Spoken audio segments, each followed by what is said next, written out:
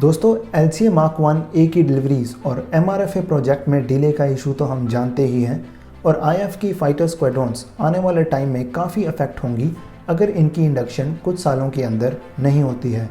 Parliamentary standing committee on defence की दिसंबर 2023 की report के अकॉर्डिंग IF की फाइटर एयरक्राफ्ट स्क्वाड्रॉन्स की ऑथराइज स्ट्रेंथ है 42, बट करंटली सिर्फ 31 स्क्वाड्रॉन्स ही ऑपरेशनल हैं और हर स्क्वाड्रॉन में 18 से 20 या अप्रॉक्सीमेटली 20 एयरक्राफ्ट्स पर स्क्वाड्रॉन है।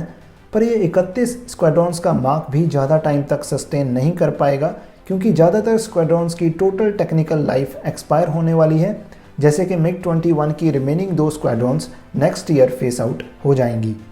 पार्लियामेंट्री कमेटी ऑन डिफेंस की इससे पहले की मार्च 2023 की रिपोर्ट में भी इस इशू को सबमिट किया गया था। एयरफोर्स की स्ट्रेंथ को लेकर एक IF ऑफिशियल ने उसमें बताया कि अगले 10 साल तक भी ये स्क्वाड्रॉन नंबर्स नहीं बढ़ने वाले हैं, बल्कि 2029 तक कम ज़रूर हो सकते हैं। उन्होंने कहा कि LCA और MRFA ही रिड्यूसिंग स्क्वाड्रॉन्स को सस्टेन कर सकते हैं। सो MRFA का डिसीजन इस रिडक्शन को संभालने के लिए बहुत ज़रूरी है। कहा गया कि जहां तक 31 स्क्वाड्रॉन्स को सैंक्शनड 42 तक करने की बात है, मैं नहीं बता पाऊंगा कि यह कब तक होगा।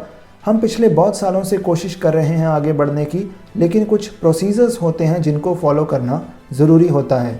दूसरा, जैसे हमें HAL से किसी रेट पर कुछ एयरक्राफ्ट्स मिलने हैं, हमें जो 40 LCA चाहिए थे वे काफ़ी समय पहले ही मिल जाने चाहिए थे, पर वे अब मिल रहे हैं और अभी भी हमारे पास 40 में से 2 एयरक्राफ्ट्स कम ही हैं, क्योंकि अभी LCA Mark 1 के 40 के ऑर्डर, जिसमें 32 सिंगल सीटर और 8 ट्विन सीटर ट्रेनर्स हैं, इनमें से 38 एयरक्राफ्ट्स ही IF को रिसीव हुए हैं।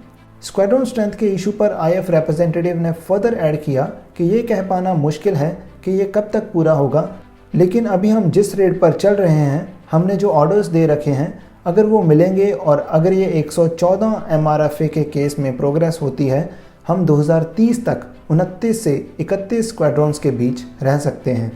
कमेटी ने रिकमेंड किया कि एयरफोर्स के पास 2 फ्रंट डेटरेंस कैपेबिलिटी का होना बहुत ज़रूरी है, क्योंकि इंडिया के दोनों साइड्स के थ्रेट को हम कभी भी इग्नोर नहीं कर सकते। सो IF को बेस्ट पॉसिबल कॉम्बैट कैपेबिलिटी से इक्विप करना इस समय की ज़रूरत है। इसके बाद दोबारा स्टैंडिंग कमेटी की दिसंबर 2023 की रिकमेंडेशन को देखें तो उसमें भी कहा गया था कि 40 Mark 1 की डिलीवरी में भी बहुत डिले हुआ है, क्योंकि इसके ऑर्डर को देखें तो इनिशियल ऑपरेशनल क्लियरेंस स्टैंडर्ड के 20 LCA Mark 1 का ऑर्डर 2006 में साइन हुआ था और इसके बाद फाइनल ऑपरेशनल क्लियरेंस स्टैंडर्ड के 20 LCA Mark 1 का ऑर्डर 2010 में साइन हुआ। बट अभी इन टोटल 40 के ऑर्डर में से भी 2 ट्विन सीटर ट्रेनर्स की डिलीवरी स्टिल पेंडिंग है। इसके बाद कहा गया कि अगर गवर्नमेंट को लगता है कि 114 MRFA की प्रोग्रेस में फर्दर डिले होगा तो 5th जनरेशन एयरक्राफ्ट्स को immediately of the shelf procure करना चाहिए, ताकि आने वाले टाइम में IF एक कंफर्टेबल पोजीशन में रहे। नटशल में ये है कि जिस तरह LCA और कावेरी इंजन की डेवलपमेंट्स डिले हुई हैं, उस तरह MRFA प्रोजेक्ट का हाल ना हो और गवर्नमेंट 5th जनरेशन की डायरेक्ट एक्विजिशन को कंसीडर करे।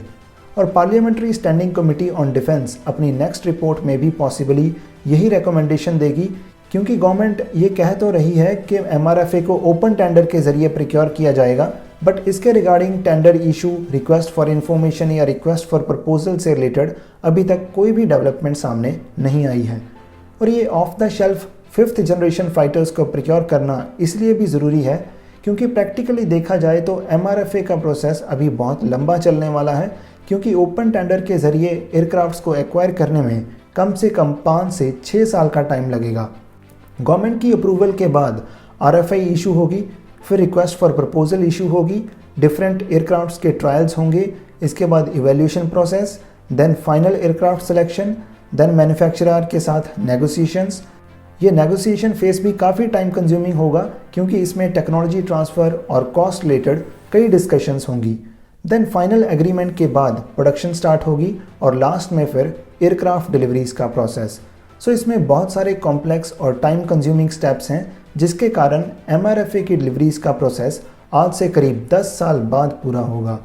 वो भी तब जब एक्चुअल में ये प्रोसेस स्टार्ट होगा, और प्रोसेस स्टार्ट तब होगा जब डिफेंस मिनिस्ट्री और CCS cabinet committee on security 114 multi role fighter aircraft की एक्विजिशन को अप्रूव करेंगे।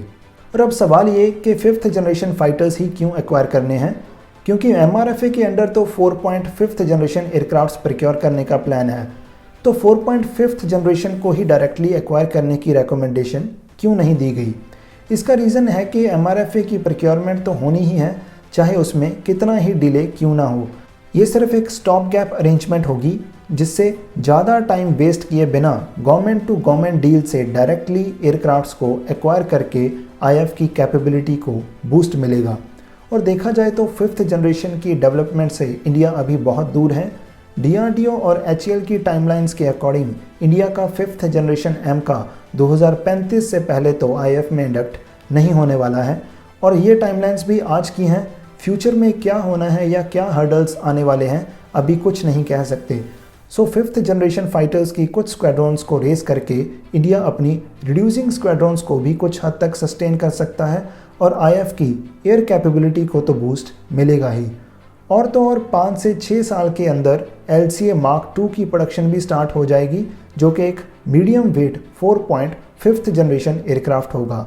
सो 5th जनरेशन की एक्विजिशन ना सिर्फ करंट स्क्वाड्रॉन इश्यूज़ को रिजॉल्व करेगी, बल्कि IF की फ्यूचर स्टेल्थ रिक्वायरमेंट्स भी कुछ हद तक रिजॉल्व होंगी। 5th जनरेशन की ऑप्शंस को कंसीडर करें तो इंडिया के पास सिर्फ 2 ही ऑप्शंस हैं, F-35 और सुखोई 57। अब दोनों के कुछ स्ट्रॉन्ग और वीक पॉइंट्स भी हैं। कैपेबिलिटी वाइज देखें तो इसमें तो कोई दो राय नहीं है कि F-35 ही बेटर एयरक्राफ्ट है, बट कॉस्ट वाइज देखें तो सुखोई 57 बेटर ऑप्शन है, चाहे वो एक्वायरिंग कॉस्ट हो या फिर मेंटेनेंस या ओवरऑल ऑपरेशनल कॉस्ट। इसके बाद जियोपॉलिटिकली देखें तो उसके अकॉर्डिंग भी सुखोई 57 F-35 के कंपैरिजन में बेटर ऑप्शन है, क्योंकि Russia is more reliable then USA।